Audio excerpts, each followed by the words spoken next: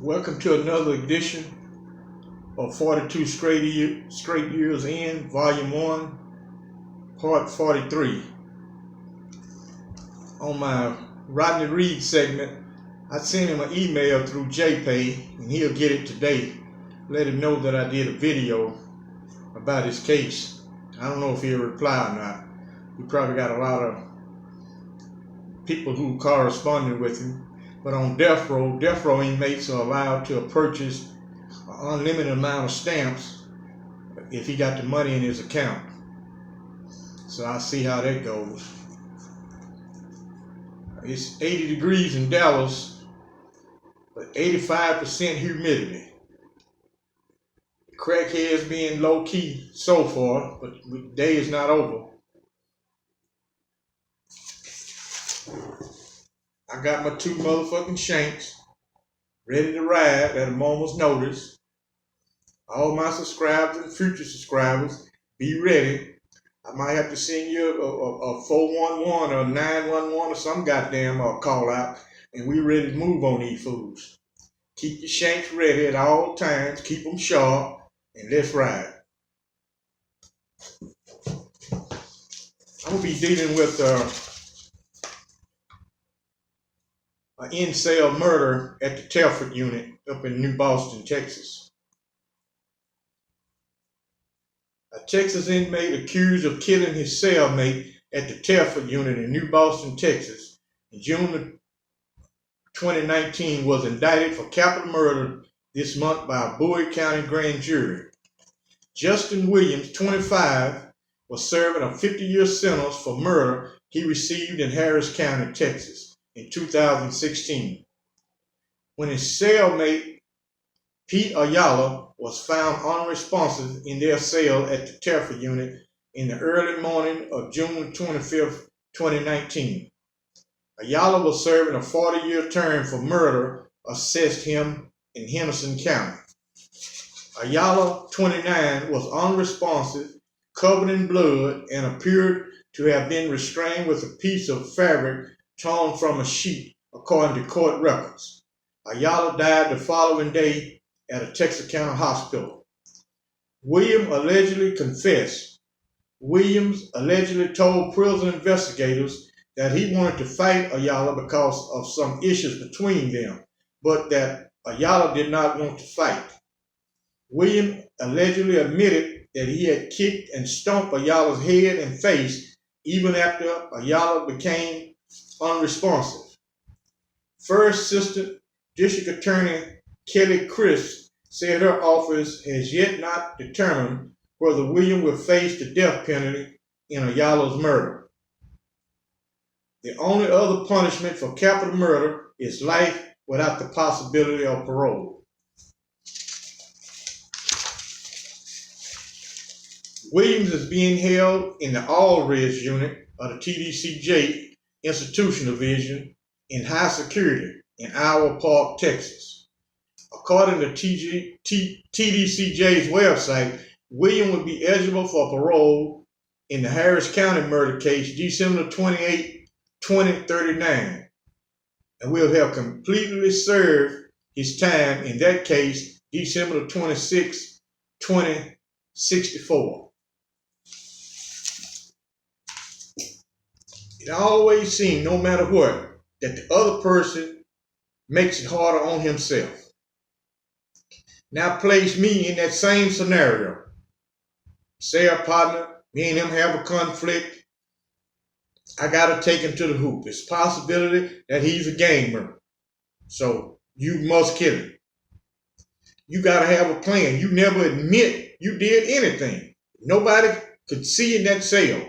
They could hear what was going on, but they can't see. So it's your word. A dead man can't talk.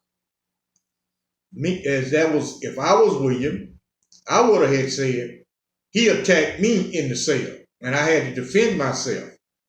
I never would have meant stomping him when he was down. They would ask you why his face is all bruised up and banged up. So, well, we was in the fight. A TDCJ cell is full of fucking iron and steel. The toilet is made out of stainless steel. The bed is fucking iron. It's easy to get hurt in one of those fucking cells. The walls are fucking concrete, so it's easy to get hurt. He just put the nail in his coffin. Where it was me in that same situation, they would have had to consider manslaughter. I would have stated where he was fighting me and attacked me, and I defended myself. That was his course of action. He just gave himself a capital murder case by running his fucking mouth. Even in the event that he would have had a manslaughter case and they would have gave him 25 years, he's got 50 already for murder. One of those sentences is going to be completed day for day. They'll parole you to the next sentence because they're going to be served consecutively. And you still going to be an old ass man when you get out of prison. Now, with capital murder, he'll never see the outside again. Because they got a strict technique in Texas. They'll go all the way up to the end of the trial, seeking the death penalty. When you're found guilty, the district attorney will say the state is no longer seeking the death penalty in this case. That's the end of the trial. The judge automatically sentences you to life without parole. No punishment hearing whatsoever. So you is fucked either way it goes. Now that's what curtailed the violence in Texas prison. It's still a lot of this go on because guys got big ass fucking sentences and consider they don't have any damn thing to lose. And if you serving a life sentence and you kill someone, it is capital murder in Texas prison. If you are serving a sentence for murder, it could be you received 8 years in prison and you kill someone in prison, that is capital murder. Any murder that is committed by a gang member is capital murder. So that curtailed a lot of the violence. Back in the day, they operated on a different principle. If you had a life sentence and killed someone, they would say, well, we're going to give you 40 years. But it would be ran concurrent with the life sentence. All that did was made you look bad in front of the parole board. You had a hard time explaining to that parole officer why the hell you killed a guy in prison. So that decreases your chance of making parole. So they got tired of that. It wasn't working. 83 and 84, all the fucking murders back to back, 52 fucking murders. They changed the law. Now everything you do in a Texas prison, the sentence will be served consecutively to the one you already served. One of those sentences is going to be served flat, and you're paroled to the other. Or you're paroled from one and serve the last sentence flat. You're going to do one of them flat. There's no fucking way you're going to be able to explain to a little 28-year-old female parole officer why you brutally slaughtered a guy inside of an institution. That don't show no rehabilitation. That's what they looking at. How you been a rehabilitator and you still killing people? You think we're going to release you to the outside? It ain't happening. Now, back in the day, you could kill someone. Sometimes it don't even never leave the prison. The wardens kept everything in-house. Public never knew all these fucking killing and murders was going on. It was happening all the fucking time. They never knew about it. And guys, back then, they censored your mail. Incoming and outcoming. So you couldn't get a message out of the fucking prison unless you got visits. And majority of guys do not get visits. So how you was going to get a message to the outside that you being fucked over? It wasn't happening. You had to deal with it from inside. And a lot of people always mention the word game. Life is a game. You playing the game of life. You got to be careful how that game is played. Game work like this. A guy will tell you something that you never heard before. You consider it game. Not necessarily true. You just never have heard it. Or he add a twist to something that's been around for 200 or 300 years. He had a twist and tell you a different version of it.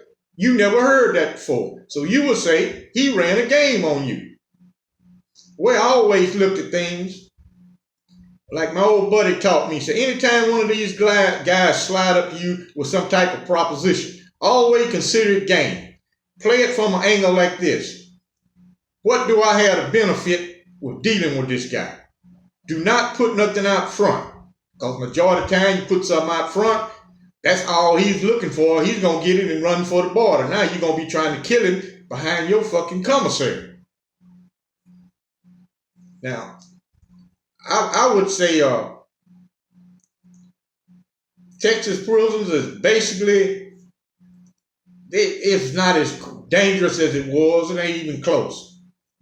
Back in the day, they only had 16 prisons. Now they got 106. Hell, out of those 16 prisons, hell, they had more fucking murders than they did out of 106. So they show you the difference in the violence level. Plus, back in the day, the wardens didn't give a shit about no violence. They cared about work. Texas prison was based on fucking work. Every fucking inmate must work. That's why it was self-sustaining. The taxpayers didn't have to spend shit on a Texas prison. Inmates paid for their own incarceration. Now it's different. They got to purchase all these shit. They got all these fucking guards working, where back in the day, the guards were inmates. They wasn't paid shit. They just had privileges. And something else, I always talked about Big Bear at Ramsey, the head nigger. He had hella fringe benefits. Every weekend, he'd get in the warden's car and drive off. He never told nobody where he went. Sunday night, depends on what cell block you live on, you can see him drive back up and park in the parking lot, come back inside the prison. Back in the day, inmates drove the official cars. We would be out at work sometime, and Bear would come out driving Wildcat's car, bringing the major some food. One day he came out, bringing the major some food. I know old Lord done seen him before, because on one of my thumbnails, you see old Lord sitting at a desk. That's the desk Bear sits at, where the telephone and the fan is and the microphone. That's where Bear sits. But oh Lord, they had him working in the building that particular day because it was raining and shit and we wasn't going out. So he was sitting at the desk. But he know who Big Bear is, but he was drunk as fuck. He seen Big Bear. He told Red Ryder, he said, "Major, you need to give me that big ass nigga. He look like he can pull the whole damn plow." He said, "I'd work his big ass to the ground. I'd work that big son of a bitch." And the Major, Red Ryder, told him, say, "That's Cat's nigga. You better leave him alone." He said, "I don't give a goddamn. I'll work that big son of a bitch. Put him in one hole with me." Bear just looking at him crazy as fuck. He didn't say nothing to him. He was just looking at him like, "Man, you ain't gonna do shit with me. I run this fucking prison," which he did. He controlled the whole fucking prison. If you can see an inmate can clear the count, you know he running shit. This man is so trusted, he can clear the count himself. He do it all the fucking time. He go over to the picking and say, "Count is clear." And they ring the fucking bell, count is clear. He bring the count sheet on into the count room and the count boys take it from there. Tell the type to count to Huntsville. I done ran and raved enough. Stay ready to ride.